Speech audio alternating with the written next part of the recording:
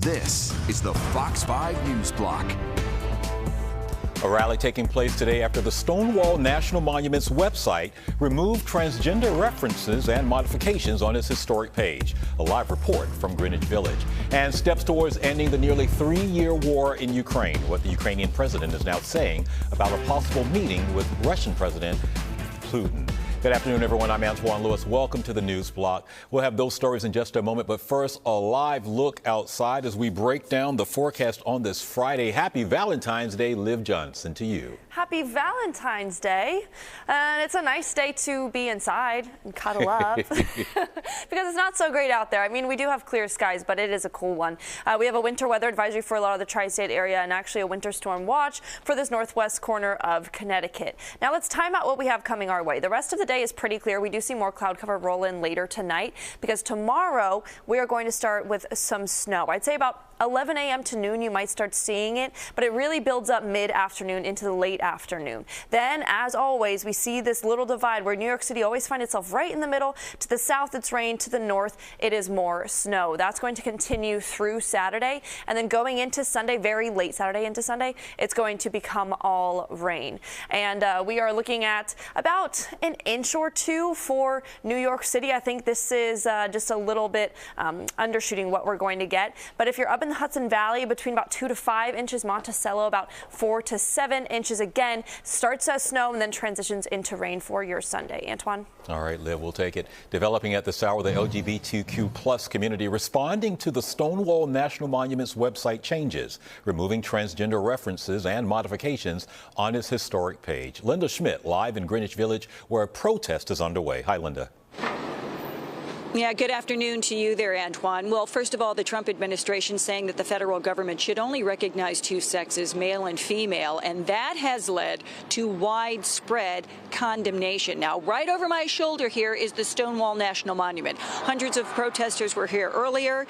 They are obviously demonstrating against that action in addition to another action by the Trump administration. Go ahead, take a look at this video. Now, this right here is the official government website for the Stonewall National Monument. It used to look like this. It contained the letters LGBTQ+. It has now been changed to this, just the letters L, G, and B, deleting the T, the Q, and the plus, therefore eliminating the words transgender, queer, and plus for other identities.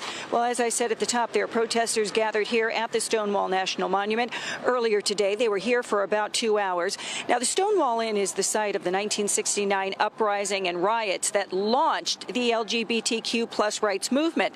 It was back in 2016 that President Obama designated it as a national monument. Well, the protesters here today and many more who were not here today now demanding that the National Park Service restore the references to transgender, queer, and plus people to that website. Here's what some of the protesters had to say today.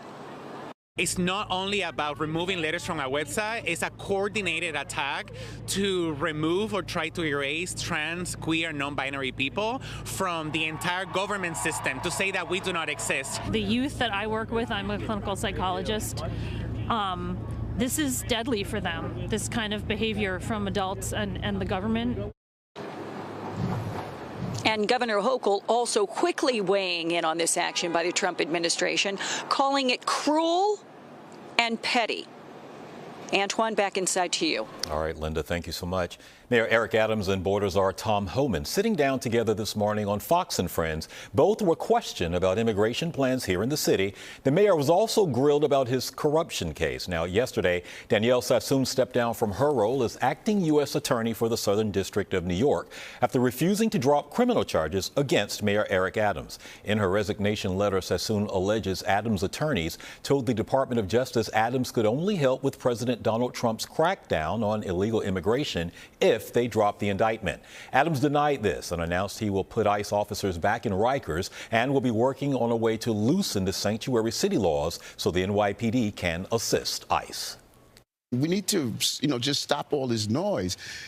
Rikers Island, particularly after all the reforms, Rikers Island is now having some of the most dangerous people in our city. And by having ICE on Rikers Island, part of our gang intelligence, using our intel with NYPD, correction officers, we could identify those gangs inside and outside on the street. There was no reason they were removed from Rikers Island. Now on MSNBC last night, New York Governor Kathy Hochul said she's leaving the door open to possibly remove Adams from office.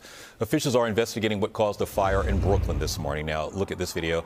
The apartment fire in Crown Heights injured 3 firefighters and 5 others. The fire was on the 2nd and 3rd floors of the building located on Eastern Parkway. Fire officials say it started around 10:30 this morning. One of the firefighters suffered non-life-threatening injuries. We're told the injuries to the other 2 firefighters are minor. Federal officials continued efforts to shrink the size of the federal workforce. The latest move by the Trump administration is the forcing out of about 1/10 of those who work for the CDC. Now, this impacts nearly 1,300 employees who are considered probationary. Those opposed to moves like this held a protest today in front of the Health and Human Services building in Washington. When they come out and lie about federal workers and talk about what they're not doing, and I know exactly how hard they worked, how many hours, how many times I found them online at 9 o'clock at night. It's disgusting. It's awful, and it's weak. It's weak when your only thing you can do is lie and perform illegal actions to terrorize them. Is a dictatorship here? Federal officials say the CDC workers getting laid off will get 4 weeks paid administrative leave. More developing news to tell you about and potentially major developments in the effort to end the war in Ukraine. Ukrainian President Volodymyr Zelensky and Vice President Vance met today at the Munich Security Conference. He says he wants security guarantees before any talks to end the war. But Zelensky has also agreed to an in-person meeting with Russian President Vladimir Putin. That meeting has not been set up yet. President Trump says he spoke to Putin earlier this week, but he has not been clear about what the U.S. will do to make sure the war in Ukraine comes to an end. However, Vice President Vance told the Wall Street Journal that failure by Russia to agree to a peace deal will mean sanctions on Moscow. He also said military action was a possibility.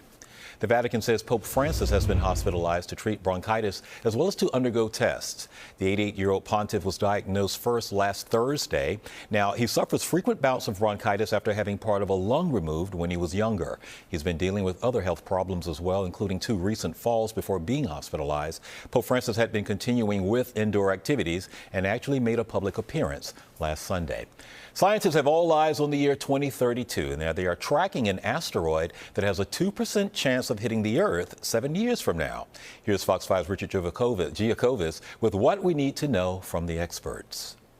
It was some 66 million years ago when one of the most devastating asteroids to ever hit planet Earth was believed to have wiped out the entire population of dinosaurs. Now in the year 2025, scientists have their eyes on a newly discovered asteroid. Kind of like, in a sci-fi movie that would happen. 2024 YR is its name, and although its chance of hitting Earth on December 22nd, 2032 is only around 2%, it makes one wonder. I think we have the technology to deflect it, so it's not something I'm worried about. Scientists say the James Webb Telescope can help them gather new info on this space rock, which can track its status and measure infrared heat that the asteroid emits. That will help determine exact size. So far, the space experts say, don't worry. The main thing to convey is that it's early and the probability is small and will probably stay small, and the most likely outcome is that this asteroid, which is about the size of a jumbo jet, will not hit the Earth in 2032. But right now, we can't rule it out. Asteroids are space rocks that orbit the sun, smaller than planets,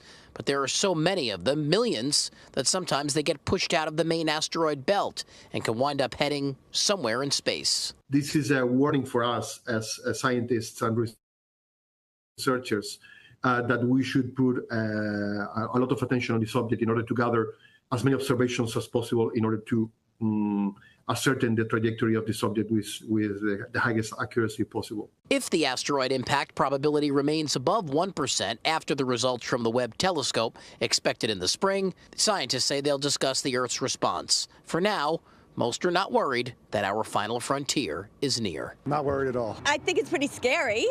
I mean, I hope 7 years I'll still be around, so I don't know if I'd like that. So being that asteroid is about the size of a jumbo jet, if it were to hit planet Earth at that intense speed, yes, it could wipe out an entire city. But scientists say don't expect anything out of this world anytime soon. There's no need to worry. They'll just continuing monitoring that asteroid. We're in White Plains. Richard Giacovis, Fox 5 News. Well, in Philly, a parade earlier today to honor the Super Bowl champion Eagles. Now, this was the scene earlier today in the city of the brotherly love, of course. Many fans camped out overnight just to get a good spot. The parade ends at the Philadelphia Museum of Art, where the Eagles will take the stage, of course, on the famous Rocky Steps. Keep it right here for more Eagles parade coverage. Our coverage will resume right after the news block. Also, to tell you about a lot of love going on at the crossroads of the world today. In true Valentine's Day fashion, some special moments are happening for a few lucky couples in Times Square.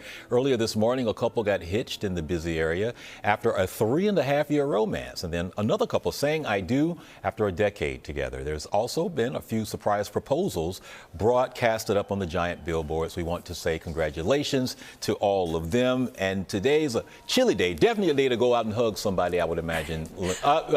Someone that you know. Yes, or just keep the hugs inside. Keep it inside because it's chilly. All right. We have temperatures in the mid-30s, but it feels like the 20s for most of us, even the teens for Monticello, because we have some pretty strong winds between about 15-25 miles an hour, gusting between about 25 to 35 miles an hour. The good news is, though, as we get past dinner time, those winds are really going to calm down, and tomorrow they'll be pretty calm. But remember, we have some snow moving through the area. That's how our Sunday will mostly start. It'll be late morning, early afternoon. We'll start to get some snow. Eventually, that turns into all rain as we get some warmer air through the area. But then it's followed by a cold front. So Monday is going to cool back down, but at least it's going to be dry. We're also expecting a decent amount of rainfall. So I said, you know, we have a little bit of snow and then we have some rain. This is pretty significant compared to what we've been getting recently, which is good because we're still in a drought. And then, like I said, Sunday warms up, but then Monday takes a big cool down, just a high of 31. And we will be dry until at least Thursday. We're expecting another system to move through.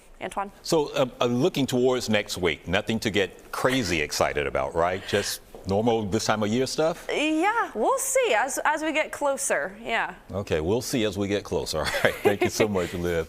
That is going to do it for us. Everybody, thank you so much for joining us. Tune into the 5 o'clock news on Fox 5 right here. Also on the Fox Local app for all of the day's developments. We will see you back here again tomorrow. But again, it's Friday. It's Valentine's Day. Absolutely be safe. And again, when it comes to hugging someone, make sure that you do, in fact, know them.